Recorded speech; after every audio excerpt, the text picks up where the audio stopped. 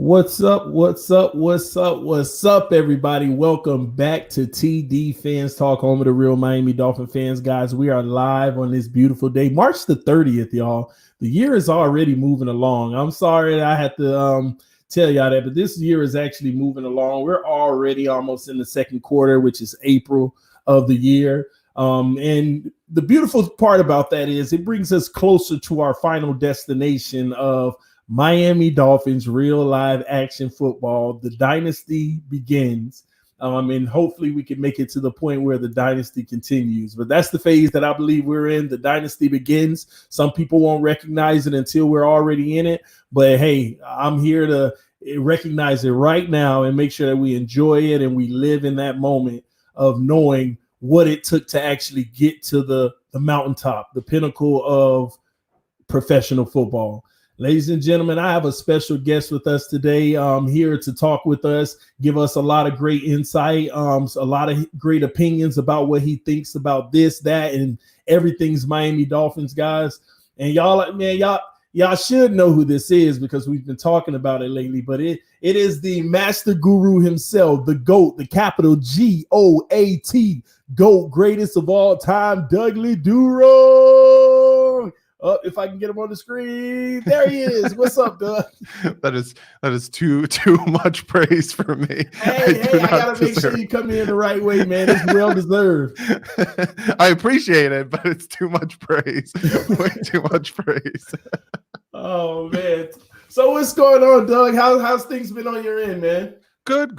You know, new up here in Jersey in enemy territory. It's going good. It's quiet. Me and my fiance took a car ride yesterday, and we drove past Newark Airport.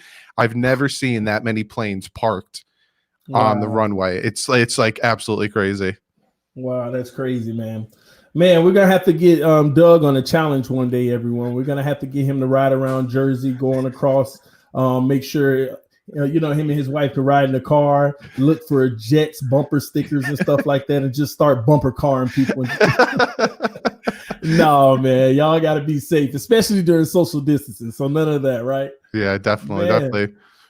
But everything Miami Dolphins, man, we want to start this off by basically asking you, Doug, overall, what's going on with this team right now? Is things starting to come together? Are we seeing a face to it, or are we still far away? Me and you talked about this, and my motto is always, I'd rather be surprised than let down, because for the past however many decades, they do really well. Then you get your hopes up and you're like, oh my God, this is it. Like 2008, 2016, you're like, this is it. We made the playoffs. We're going to do it. And then the next year just fall on your face. But it's so hard with this coach and what they did in free agency not to be like, they're doing it right and they're doing it differently. Because if you look at free agency, I think like 8 out of the 10 free agents we signed are coming on their 5th year. They're coming off their rookie contract. Yes. So it sets it up perfectly that when we draft our players this year, when they're due for a contract and when they're due to be re-signed, all the guaranteed money for our free agents we signed this year will be done with, and we can afford to sign our guys. And it's just going to be that constant rotation of this team. Draft, sign, draft, sign. It's just, you cannot not feel happy and promised about this, but on the other side, we've been here before. So it's like, you want to be cautious. You want to be super cautious. Man, thinking about it, I was thinking about the words that you're saying there, and I don't think people realize what that means. You brought up a huge point just now. Not only did we land quality free agents that are effective, and I personally feel like they were great deals. You know, some people will argue if you were a little more than necessary. I disagree, but that's another conversation.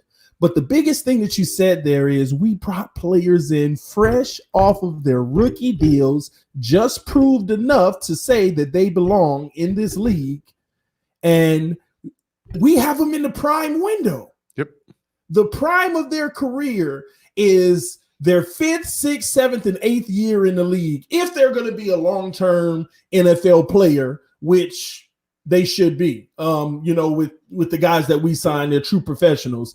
That's the beautiful part about it. Now, I wanted to, I have to give the bad side of it as well, because you said that we have to we're headed in the right direction. We're going to sign free agents. But what about those moments when we got to sign, then get the free agents, then cut players we love? Sign, get the free agents, then cut players we love. Because isn't that the ultimate goal? Not to fall in love with the player anymore, but the team, and understand that we have a process. Yep. And it's so funny too, because I get a lot of the subscribers, a lot of you guys watching. You guys hit me up in like Twitter and on my Instagram asking me like, "Hey, Doug, I want to get this guy, and this guy's jersey. Who should I get?" I think one guy asked me Xavier Howard, Devontae Parker. I don't remember who the third guy was, and I said, "Would you want to get a retired guy?" Because I know that's the only safe thing. Get Zonka, get Marino, get like heck, even get Chris Chambers if you want. Even Wake, you can even go get a Wake. Yeah, now. I still rock my Wake jersey. I even rock my Brian Hartline jersey. But it's very hard not to get caught up in these players, especially like Rashad Jones recently got released, and a bunch of people were upset, and then some people were not upset because they said that he quit on the team that 1 year against the Jets. But a lot of people were upset. Like, why couldn't we keep him? This, and that. And sometimes it's just time to move on. Like, I know you, for one. I'm going to bring up a name that is attached to you. It's been like Ryan Tannehill. When we moved on from Ryan Tannehill, there was a lot of people that were upset. But 7 years. And yes, maybe it was the Dolphins' fault. Maybe it was his fault, but it was still 7 years. It was time to move on. Goes to Tennessee. He does his thing. Good for him. But it was time to move on. And sometimes with these players, it's time to move on. Like when Jason Taylor, we traded him to the Redskins, I was beyond mad. Then he went to the Jets, and my dad took his jersey and ripped it in half. And then when he came and signed back with the Dolphins, he regretted ripping his jersey in half. So yeah, sometimes you get really attached to these players, and you just can't. Not NFL, not for long, But what about the ones who still have something left in the tank and they're still good, but salary wise, we got to keep the boat moving? Like an Albert Wilson? See, Doug, you opening up doors now, man. I was going to stay away from Albert Wilson, but now I got to hear your take. What is going on? Or what do you think is going to happen? Because there's so many possibilities right now. Yeah, because the Miami Dolphins right now have about $23 million in cap space. Because what they did was they restructured a lot of the guys that are already on the roster, even a lot of the guys they signed in Byron Jones and Van Noy. So we pay them a chunk this year, and then the cap hit for the next 2 years isn't that bad. Next year, if the Dolphins don't re-sign anybody, they have $80 million in cap space next year. And you would think that's crazy after the signings they did. That makes sense. So essentially, we have $23 million in cap space. And then when we sign our draft picks, which we're not drafting all 14, it's going to cost us about $11 to $10 million. The Dolphins aren't going to have that much money left. So then there's Albert Wilson, who's due $9.5 million guaranteed. And if they cut him, they get all that money back. But here's the thing. I'm hearing three things about that. One, there's no rush. You have to, cut him by this date or it becomes fully guaranteed, because none of his money's guaranteed. Two, they really liked the way he played the last 5 games of last season. I kind of did too. He came back from that hip injury, started to show he was his old self, doing his thing. And 3, they don't need cap space this year, is what I'm hearing. They're fine with where they're at. They got who they wanted in free agency, and now they're just going to draft. So don't be surprised if he stays on the team and they just pay him that 9.5. I'm also hearing the possibility of a part of a trade package. Have you considered how that might work out? That's a very good possibility, because I talked about in my video today that not a lot of people are happy with this draft this year because of what's happening in the world. So a lot of guys kind of want to start stockpiling draft picks for 2021, and that could be a possibility. And especially because, like I said, there's no way the Dolphins are drafting all 14 players. So they only got 1/4 and 1/3. They could use some of their 5th, some of their 6th, and Albert Wilson to maybe get back in the 3rd, back in the 4th, and take some players. You never know, but that's a very good possibility, because the fact that his money's not fully guaranteed, when he goes to a new team that they trade, they'll probably just re-sign him to a contract, a more team-friendly one. The only thing we'd be on the hook for Albert Wilson is his signing bonus. I think he's due about $1.33 million. Yeah. Yeah, 1.33, I believe he's due. That's the only thing. So it actually comes up to over 10 million. He's going to be a cap hit unless we do cut him. We saved that 9.4. But we still had that hit with signing bonus. That's something that I was researching today too, as far as the signing bonuses. The way that they're spread out is unique, and that's why teams are able to have the flexibility to have the cap space that they do. And I love the way that they did almost every single deal this year for the new guys coming in with their signing bonus. And I'll probably do more on signing bonus, probably a different video or something. But let me ask you this. The biggest question has been the number 5 pick. That's the biggest topic, okay? I mean, people act like we don't have a mid-round, first round, and a late first round pick. The biggest topic has been number 5. Yep. Chargers are huge players to move up in front of us. We all know that we want our quarterback for the future. I wanted to get your take before I have another question, but I want to get your take on guys like, is it absolutely out of the picture to even consider a guy like Cam Newton and Jameis Winston? For me, and from what I'm hearing, yeah, just because of the cap space. Like when the season's going to start and after the draft picks get signed, they're going to have about 8 million. Yeah. And they don't really have the money. And it doesn't fit what the Dolphins are doing. Like if they wanted to go after Cam Newton, I'm not even going to say Jameis Winston just because I think he's hot garbage. But if they wanted to go after Cam Newton, then they wouldn't have brought back Fitz. Fitz is only costing them about $5 million this year. And then you got Josh Rosen. So it's like to have Cam, Fitz, Josh Rosen, then all of a sudden, all right, you move on from Josh Rosen, but then all of a sudden you're back in that situation where we used to be in, where we have 2 aged quarterbacks. One of them, and I keep saying this, and I get a lot of blowback for saying this, Cam Newton reminds me of the Dante Culpepper situation. I get he's like working out. I get that he's mad. I get that he has this fire behind him. Cool. If he goes to a team and he pans out, more power to him. It's the same thing I say about Tannehill. I'm so glad he's doing well. But the Miami Dolphins luck, we bring him in and he blows his knee out. And then all of a sudden we're screwed again. And we should have went after Tua and Culpepper Drew Brees. You know what I'm saying? Like it's that whole situation. So when it comes to these quarterbacks and even Trent Williams, I'm hearing a lot of guys want to go after Trent Williams. He's a 32-year-old left tackle who wants about $16 million a year. Dolphins can't pay $16 million a year. So I think, in all honesty, the Dolphins are done with free agency. I think they're going right for the draft. Yeah, I think so too. I'm still now what we are players in that no one wants to talk about because no one wants to dream. I mean, because it's bad for their narrative. But the thing that no one wants to really talk about is we may be done with free agency, but we're not done with off-season moves. No, because there are guys. Matter of fact, let me ask you, Doug. What are your top 3 players that could be traded on this roster right now that has value? Top 3. I don't want these players to get traded. But yeah, you have to give a disclaimer up front, especially on this channel, Doug. You got to give a disclaimer up front. Even if you said you don't want them, somebody's going to be in the comment section arguing with you. What is this guy talking about? Yeah. How does he not? Guys, he said, I don't want any of these guys to get traded. Let me repeat that for you, Doug. But these are guys that could get traded. And the number 1 on the list is definitely Xavier Howard because the Byron Jones signing made him super expendable, even though, like I said, and I've said this 1,000 times, especially when we signed Byron Jones, I missed the Surtain Madison combination. So I would love to keep them both on the team. And the fact that the Dolphins will have $80 million next year and then more money means that we can keep these 2 corners, high-priced corners on the team and still have money in free agency.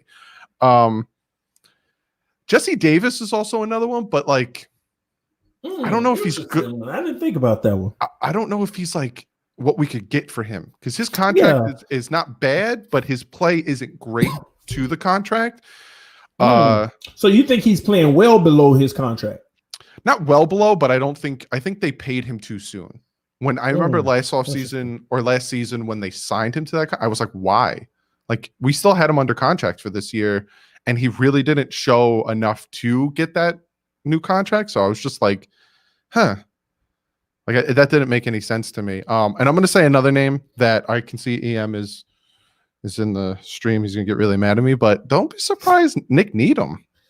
Ah, my gosh, Doug, man, you're surprising me right now, because that's a beautiful. It's beautiful that you said that, because I keep looking at Nick Needham being the replacement for Xavier Howard, and that's why Xavier Howard is also, it's easy for us. He's expendable, but Nick Needham, I mean, I haven't really thought about that as well. I keep replacing his value with Xavier Howard when all this time they could be increasing his value and getting something from it. Basically, coming up off of Nick Needham. Yeah. Interesting. Just something to think about. I'm not saying I want these people traded, but it's the same thing you do on your channel. You throw ideas out there and get people thinking, you know? That one has me thinking, though. Thinking. That one has me thinking, you know, because I was going to go into this after you said your three. Well, you gave me two. Well, you gave me three just now. Three, yeah. But I was going to go into it with Xavier Howard being number one. Obviously, Albert Wilson being number two. Yeah. But I was going to pick between Jerome Baker and Bobby McCain. See, I was thinking Bobby McCain because Bobby McCain still has value. People have to realize Bobby McCain got paid off of his nickel play. He was top 3 in the NFL. Actually, some people showed me numbers where he was number 1 in the NFL, where the year we paid him as a nickel, he was number 1 at the position in the NFL. And just because he had a not so good year this year, teams do recognize he was out of position. Yeah. He was 100%. Playing an entirely new position. That's that he got his money in that nickel, and that might be some value of a really good, because we're loaded on defense, and I can see where they can move on from him and still have the appropriate replacement at the position, even if that's Needham going to the nickel. Yeah. I mean, there's a lot of different scenarios floating, you know? Yeah, but Bobby McCain, I think that's an interesting one to keep our eyes on as well, because if we get involved with this move up scenario, which I don't want to, let me say that again, ladies and gentlemen, I don't want to. Me neither. But if we do get involved with that, some of these players are gone. It's not just going to be picks like everybody thinks. Oh, 3 first rounders. No, this is going to be a player deal, because we don't have the money in some cases to stretch the pocketbook. Yeah, 100%. So we got to clear space if we're going to. Chris Jones, that's a rumor out there with the Chiefs that we could possibly make that type of trade. It's not going to come via trade him a draft pick, give us the player, and we pay salary. We got to cut salary in order to make those trades happen. So players will be involved. That's why I'm thinking about who could be on the block. So if we see a huge move made, we're not surprised, you know? Yeah, 100%. Yeah. And it's so funny you brought up Baker, because he is prime for his new contract. He's, he's due for a new contract. His rookie contract is going to be up soon. And he plays really well. He plays fast. He's all over the field. The one thing that I hate that he does is when he goes in for a sack, he's playing so fast, he overshoots the quarterback. But yeah, he that's a name. That's a name. Again, to all you guys watching, me and TD don't want to trade these people. But again, if it happens, don't be surprised. The one, and I learned my mistake with Laramie Tunsil. I was like, there's no way the Dolphins are going to trade him. It'd be so stupid. And then they traded him, and I was like, I'm not going to say what I said because I don't want to curse on your channel, but I was very upset. Like the Kenny Stills getting traded, I was like, all right. But then I was like, come on. Doug, I lost loyal subscribers for saying that he was going to get traded. For saying that he was. So I lost the same amount when I said Tannehill was going to get traded. And then I had people calling me delusional and stupid that we couldn't get a sack of peanuts for him. Wow. And then we traded him and got a 4th. And then you know we got to do it when people call us names like I told you so. Like yeah, I mean you have to. It's just man, you have to, because that's the only way to get back sometimes. Yep. Because you try to make sure that you don't, but I get it, man. So, you brought up Tannehill, and I don't want to make this about Tannehill because I try my best not to, because we'll be on here for 4 hours, and then we'll start shouting, or not me and you, but whatever. But when I think about him, I remember what I used to talk about when it comes to Tannehill, average quarterback, and I would name the RG3s of the world. I would name all the guys in that class, and I would say, now watch, guys, Cam Newton's next.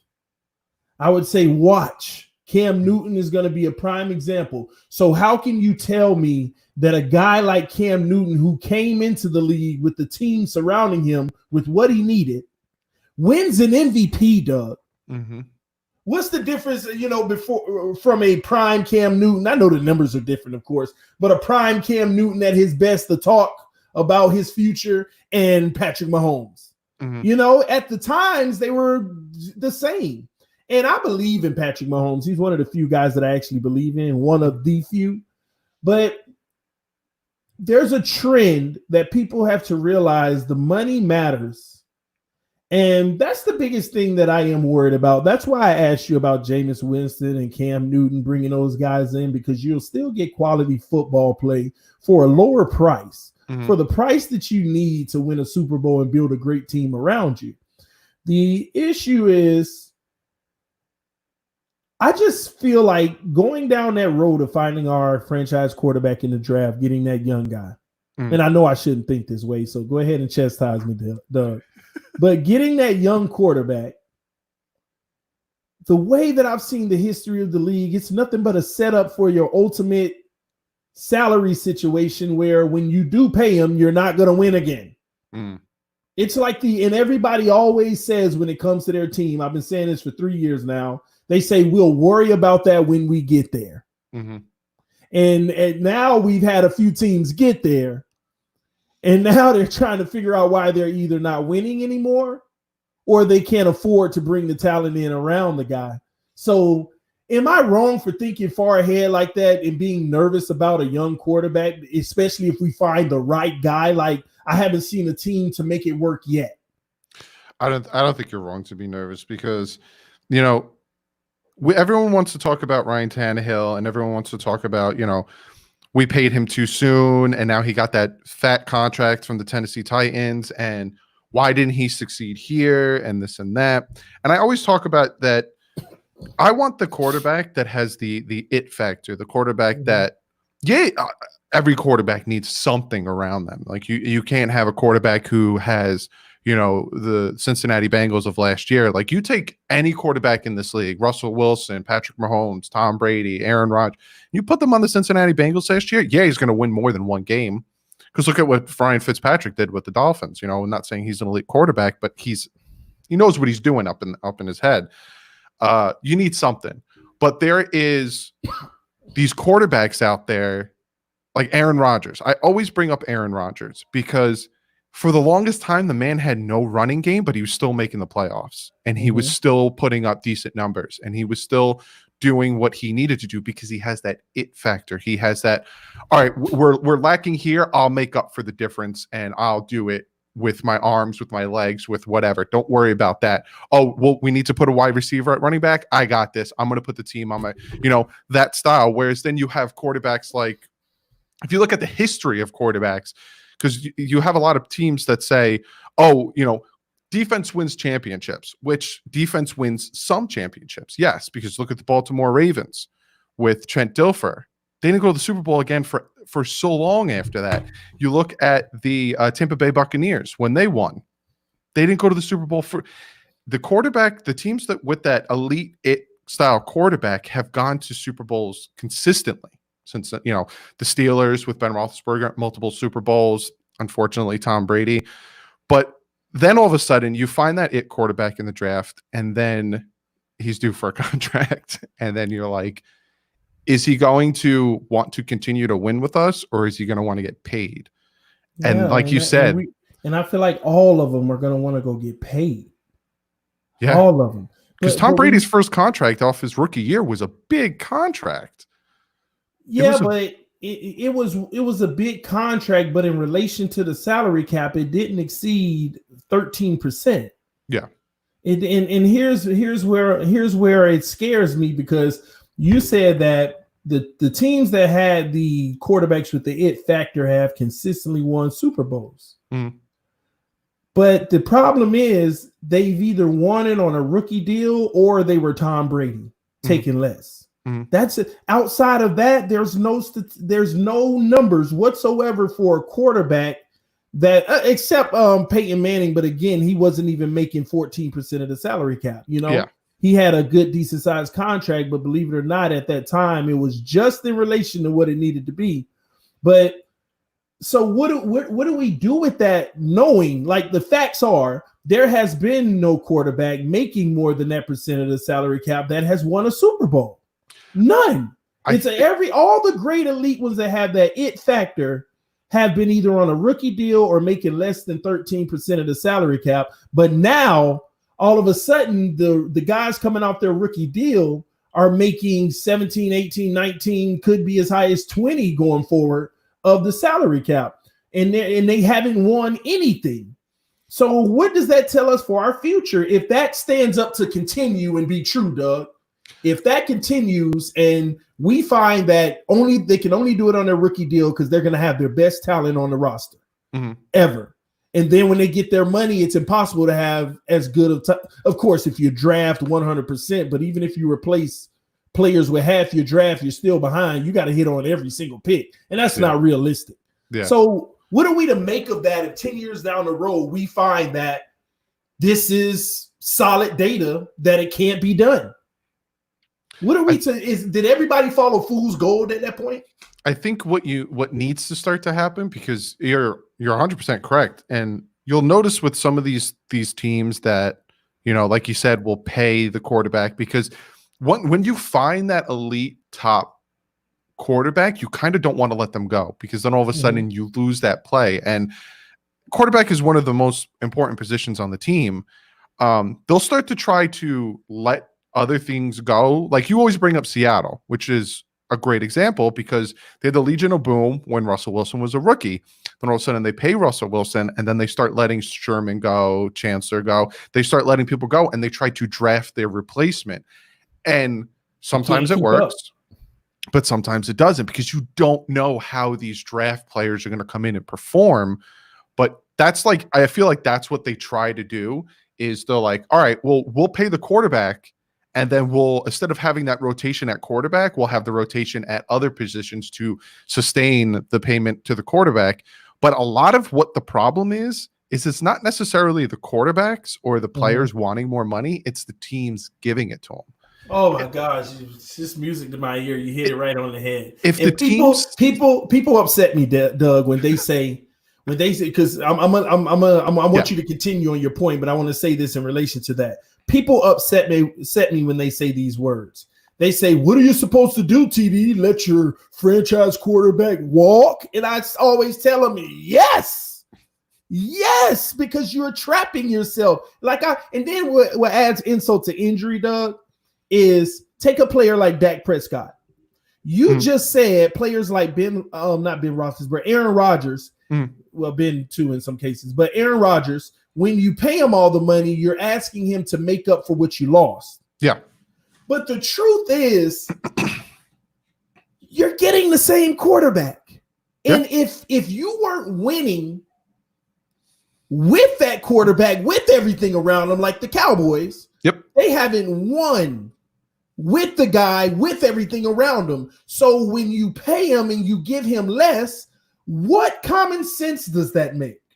That he's going to now elevate even more to where he's picking up even if he picks up the slack, you're still not you're not a Super Bowl winning team. So where does the notion of paying the guy come from? I don't get that. And this is happening all around the league. Guys who haven't even won, not even a Super Bowl, maybe a playoff or something like that, but nothing significant to justify that. And I just feel like everybody's going down the wrong path, and they're pursuing it this way because they're feeling like these young, flashy quarterbacks is the answer because that's what's winning, but they're not looking at the fact that they're on a rookie deal and check the record. After they go off the rookie deal, they aren't the same guys. Who would have ever thought Cam Newton would have this day arrive? MVP, Doug. MVP. Yeah. And that's a lot of what teams do is they get that flash in the pan and they want to hold on to it. So then they'll overpay for him. Whereas if the NFL in a whole and that's what's happening. Kirk Cousins gets a full guaranteed contract with the Minnesota Vikings. All of a sudden, other quarterbacks are going to want that. Like we signed Xavier Howard to be the number one paid corner. All of a sudden, the other players are going to be like, look at what they gave him. I want more. I'm better. I'm this. So what needs to happen is if say like Patrick Mahomes, I'll give him as an example. He's due for a new contract. He wants, what is the most that's being paid right now? Like $27 million a year. Is that the most? Much? What is the most? What is the highest paid quarterback yearly right now? Is it like $27 million a year? No, about 37. The franchise tag is at 33. 33. So that's the average of the top three. But I think there's one at 37 this year. So imagine Patrick Mahomes when he's due for a contract wants $45 million a year, right? Oh, that makes me shiver. And the Kansas City Chiefs laugh at him and say no. And then he says, all right, I'm going to walk. And then he goes to every quarterback needy team. Screw it. Every 31 other team and says, I want $45 million. Somebody's going to give it to him. All of them say no. Then we're putting the market back where it needs to be. Exactly. But we still have to bring it down to the right value. Mm-hmm. We have to have a system that says, we can't have the system. It just has to be smart general managers that say a quarterback, you cannot pay him more than 15%. Yep. Well, we're talking about this 20% and 22% now that's coming on the horizon. You cannot pay a guy more than 15%. If you do, you're being a fool. The problem is, Doug, there's too many owners. There's at least every year. There's a history of at least 10 owners in this league that they're more interested in selling jerseys and tickets than winning. So they don't care. They have Patrick Mahomes. Mm-hmm. So at the end of the day, we'll be at least playoff heavy every year, giving you a tease and selling tickets. Life is great, even though we're not winning Super Bowls after his rookie deal, because they're more concerned about the money versus building a dynasty and winning. Yep. This whole situation with the Patriots, man, come on. Tom Brady, he wanted to stay. The money wasn't right. What he was asking for wasn't right. They have principles in New England, and they're not pacifying anybody. 100%. And that's what kills.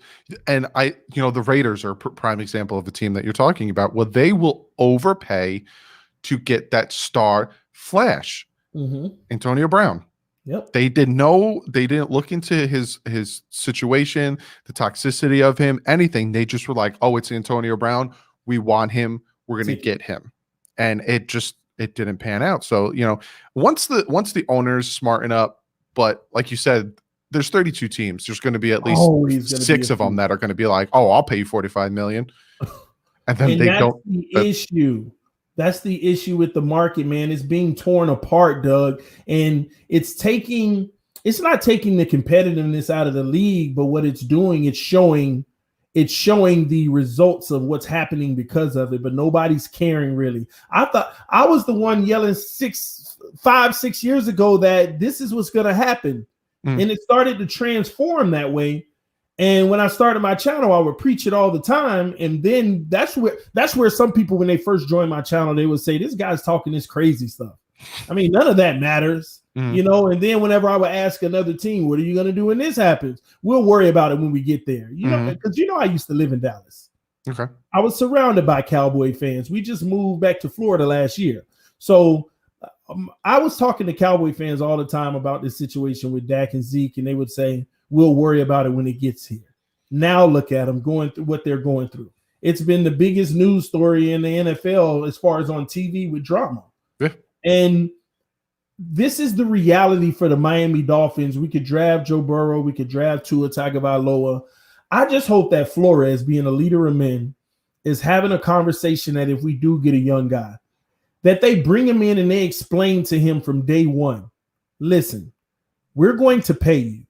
But when it comes time for your rookie deal to be over, we're going to pay you about, if you're at the top, say you're the best quarterback in the league, we're going to pay you about 15% of the salary cap. Mm-hmm. Now, there are teams at that time that will probably pay you 40, 50, I don't know at that time from what we're doing now. They'll pay you millions of dollars as a quarterback, but we're not going to overpay. We're looking to build a dynasty. You could either be the next Tom Brady or you could be the next Ben Roethlisberger, which is still good. Yeah. But which would you rather? Those real conversations have to be had. I'm talking about when you're interviewing them right now. Yeah. Say, what do you think about that? What's your thoughts on that if we draft you? You know, put the player in a corner and ask Joe Burrow, Tua Tagovailoa, Jordan Love, Herbert. Ask them that type of question right now. What do you think about that?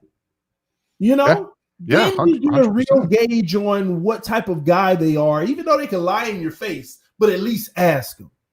At least ask them and nothing's wrong with that, because we need to know this type of stuff because it would make a difference.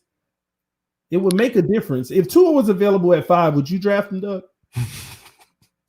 What a quick turn there. No, it's the same conversation. I just want to ask because I wanted to say one more thing in regards to if Tua is there at 5. All right, if Tua is there at 5 and like Isaiah Simmons isn't there and like the top tackle's not there, yeah, Tua is probably my number 3 on my list. Or like of like if I had a board, he'd be my number 3. But I feel like the first 2 guys I draft won't be there at 5. So if Tua is there at 5, yeah, I'd pull the trigger because of the fact that we have 18 and 26. I'm comfortable with taking Tua at 5. Get more depth still for other positions. Yeah, and hope that he pans out because.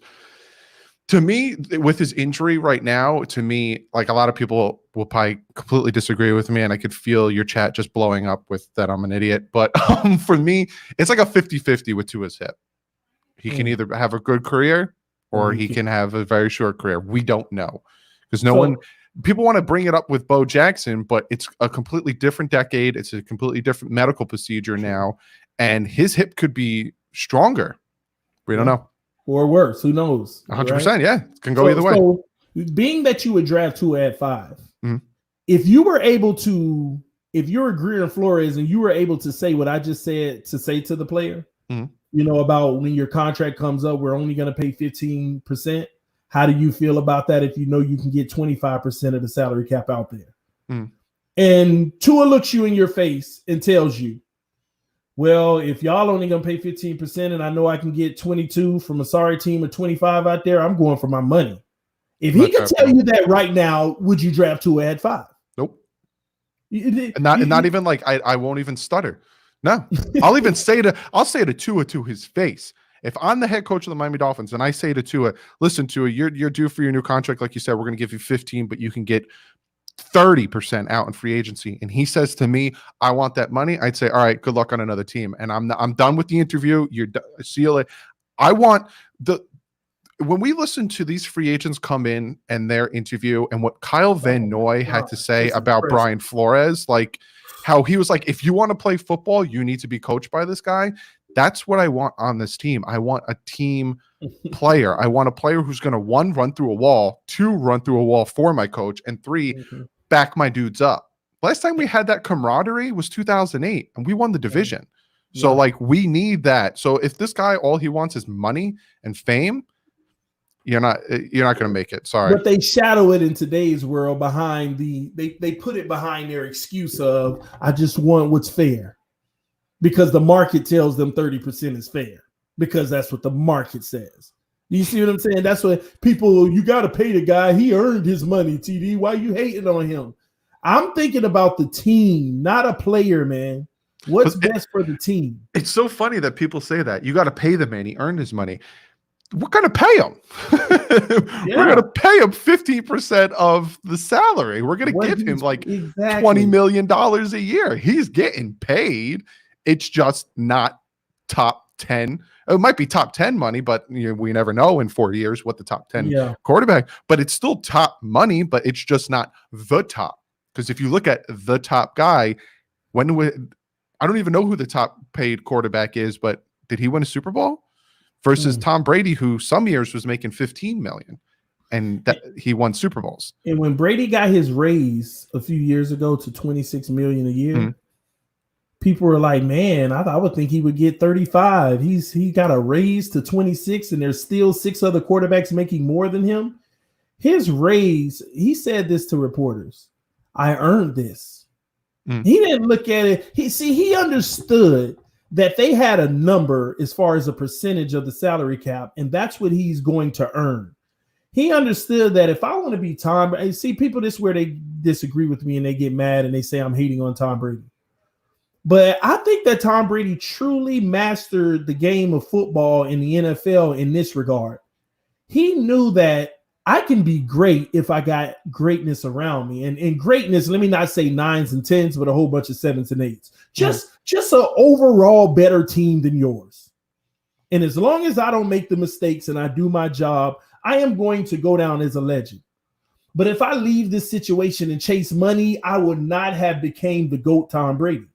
I truly do believe Tom Brady knows deep down inside I would not be the GOAT if I was chasing money, because I would go to several situations where I don't have 7s and 8s. I got 5s and 6s all on this roster because I got a lot of money. They gave my receiver a lot of money. They gave my running back a lot of money, and they're just trying to powerhouse their way in. And I think he really realized that. And now I know that the Bucs are going to be a test, but people have to also understand the Bucs are also going to go for broke. The way that their contracts are structured and stuff, they're going to do just like Philly. They might actually still have a chance to win and absorb it, but it is not a long-term sustainable plan for that organization. Yeah, no, definitely not. And a lot of people think that the Bucs are going to don't be surprised. Don't be surprised if the Bucs like win 9 games. Do you think they might draft the quarterback? Yeah. First round? Yeah. I said in my prospects video, I said, don't be surprised if the Bucs take Herbert or Love with that first pick, because Tom Brady's all fine and dandy, but he's also 43. Yeah. And he signed a 2-year fully oh God, the Bucs, 2 years fully guaranteed. You want Tom Brady to be your quarterback at 45? Like, don't get me wrong. Tom Brady is the greatest of his decade, because I don't think he's the greatest of all time. Career in Tampa.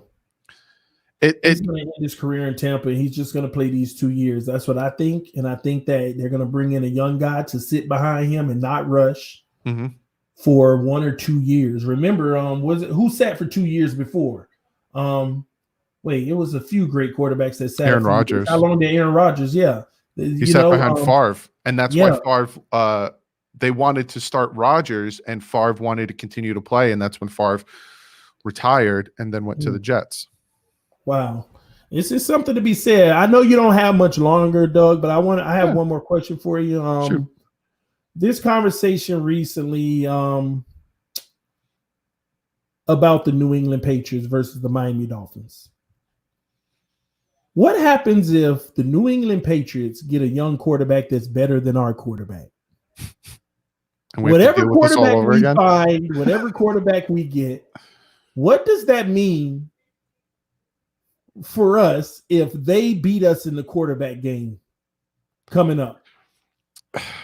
I talked about this.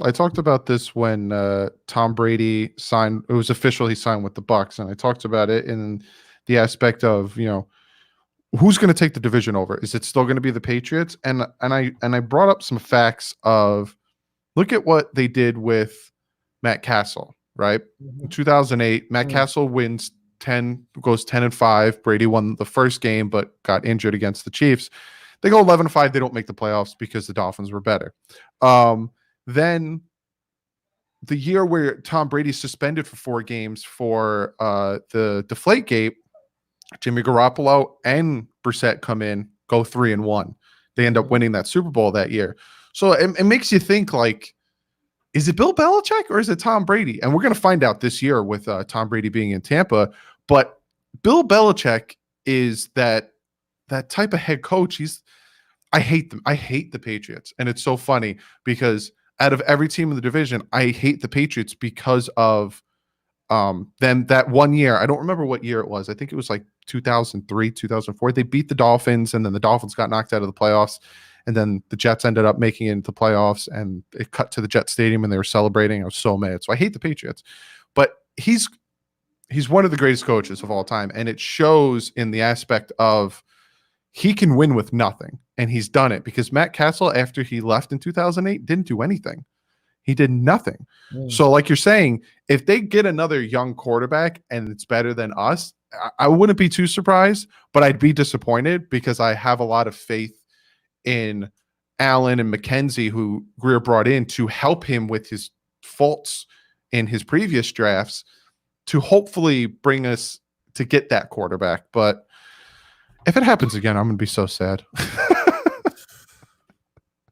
Oh my gosh, so sad. I don't want to deal with it anymore. I watched a video on Dan Marino and I just miss the man. Like, we ran roughshod for so long. Yeah, it was us and the Bills. But if you look at like there's this graph that I retweeted where they showed the wins from the 70s to the early 2000s. The Dolphins had the most wins throughout those years. Like, and then all of a sudden now we're fourth. But still, like, I miss that. I miss being one of the juggernauts. And we have it for about 20 years. This may be a little controversial, but I'm secretly not happy with Dan Marino's time with the Miami Dolphins. Mm-hmm. Not because of Dan Marino. Yeah. But how can we see let's be fair here and point some fingers here. How can we have a franchise guy? The one time where there is no question whatsoever, there isn't a fan in this world that would have questioned that. And we not win. We didn't win a Super Bowl, Doug. We got there. But some argue the greatest quarterback of all time had he just put 1 or 2 rings on his finger. Mm-hmm. And yeah, I know he got there. And some people, listen, a lot of the veteran, the guys who followed the Dolphins when I was just a little baby, that watch. I mean, I watched Marino's era, but I didn't have an appreciation for it like I do now. Yeah, I didn't have the in-depth understanding like I do now. But a lot of the guys who did at that time, they always come in my stream and they say what a lot of you young guys fail to realize is Dan Marino never showed up in big games. And we just let that, okay, he's still the greatest. But I just talking to you right now, having this conversation, I got to do my research because I want to know that. Yeah. I want to know that, was it the quarterback that didn't show up in big games or was it the fact that we never gave him a running game or we didn't do this, we didn't do that. We didn't, I really want to understand because how can we have the franchise guy, which everybody's crying to get now, but at the end of the day, we never won a Super Bowl with him. Yeah. And I can see that's like when you bring that up too, I kind of want to look that up and see, did he not perform? Because he obviously went to the Super Bowl, so he did perform that year, but I got to see other games because there's some games that he did perform against the Colts in one of the playoffs games. It sucks because he will always forever have that stigma on him of not winning the Super Bowl. Like he goes to his first ever Super Bowl is against Joe Montana in the 49ers. Like, are you kidding me? Like, but in today's world, Doug, that's Patrick Mahomes taking down Brady. You see? Yeah. That's you see. So Marino couldn't get over, to become the next guy. I mean, however you want to look at it. Like, I guess my real question is, I want to know the real reason. Why didn't we win back then? I feel like there's a few. One, you had to go up against the Buffalo Bills from the 90s, who you had to deal with Bruce Smith and Reed and all those guys. And that's why it was Dolphins Bills. And a lot of people thinking that's going to be the new thing now that's coming back. It's going to be Dolphins Bills. And we didn't have a losing record while Marino was our quarterback. We were constantly above 500, constantly winning record, and we were constantly in the playoffs. I think we missed the playoffs like 3 or 4 times throughout his career. So we were constantly in there. But there was just that piece that they needed to push them over, and they kept on missing on that piece. Now, and what is that? Because some people say, like somebody put in the comment section just now, only 1,000 rusher his whole career. Yep. Now, I can't see. This is where I start to break down Dan Marino, and I know it's unpopular, but I can't use the excuse of 1,000 yard rusher because Dan Marino would defy the offensive coordinator. They would call a run play. I mean, these are reports, and they said that Marino would change 50% of the run calls. Literally in the huddle, say, forget that, I'm throwing the ball. Like Marino would literally do that. They said, and this is a proven fact. So every time I start hearing some of the reasons why, some of them have a backstory to it as well. So it made me feel like, man, are we breaking down that the right way? And I know this is very unpopular, but I want to know because I'm a history buff to get it right for the future. Yeah. Because here we are, we had our franchise guy, one of the greatest of all time, but at the same token, didn't win a Super Bowl. So I want to know that if it's the quarterback that you need, I want to know why what that team did to not help Marino. If it's not the quarterback, then how did he hurt himself? You know? Yeah. And I guess I want to do more research on that. But any other thoughts on that? I'm gonna do the same. Hey, maybe we'll do another live stream where we'll break down Dan Marino and we'll both bring in some facts. And it might be unpopular and popular at the same time, man. Like y'all trying to dissect one of the greats and nope, go get your snack. It's time to go. I got a number 2 alert. But hey, man, it was a pleasure, Doug. I hate to end it abruptly, but I need to help him for sure, man. It's all good, bud. Any last thoughts, man? No, man, it's always a pleasure coming on here. Love coming on your channel. Hey, maybe I'll have you. I'm gonna have you on soon. Maybe Saturday. Anytime, man. Anytime. Tonight, tomorrow, the next day. It doesn't matter, man. You already know how to hit me. I got it. My goal is to get on another one of your Tuesday panels because I need to. I love interacting with Reason and Finsanity, especially EM. I want to see you, and I want to just sit there. I'm gonna get a bucket of popcorn. Say you gotta. I'm just gonna sit there and watch you and EM yell at each other. I got a restraining order on EM, man. People think I'm joking. I got a restraining order on him. So in the stream is also the judge said he can't be on the streams within. He got to keep social distance. Just put it like that. But yeah, man, I greatly, like I always say, you're my brother from another mother in another state. Yes. when I come down there this season, hopefully party time, Doug. Hell yeah, man. We're gonna get a ton of people together, gonna go to the game together. We're gonna make it an official date, man. We're gonna make it a day where we can bring a bunch of subscribers out. We all can be there, man. That would be a party to have. And we go live during that moment. Oh yeah. We just let everybody who can attend be there with us, man. Let's do it, Doug. If you're down, Doug, I'm down. 100%. As soon as that schedule comes out, I'm gonna book my ticket. And as soon as social distancing is over, remember that as well. I can't watch baseball. The first pitch was supposed to happen. I can't watch it. Can't watch anything, man. But I got to get out of here. I appreciate you as always, Doug. If y'all not subscribed to DDW, I'll make sure y'all go check him out. Y'all already know how to find Doug. Dougly Do Wrong, guys. Make sure you check him out. Go check out his channel. He delivers great content almost every single day. You be missing out on understanding the Miami Dolphins on a whole nother level if you're going to pass up on listening to a guy like Doug, guys. So as always, what's the saying on your side, Doug? Keep it classy. Stay classy and fins up. Stay classy and fins up. And this your boy TD. I am out. Peace. Thanks, Doug. All right, man.